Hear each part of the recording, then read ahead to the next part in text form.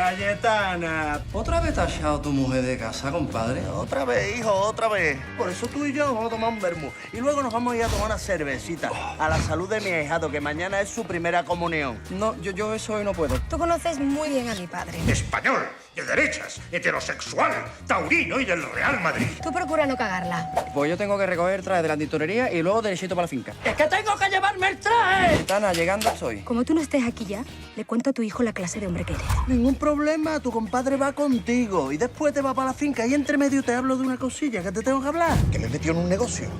¿Otro negocio? Otro. Aquí ficaba hondo sale petróleo, ¿eh? Seguro. Compadre. Que no, ¿eh? ¡Nostrovia! Compadre, una. Bueno, venga.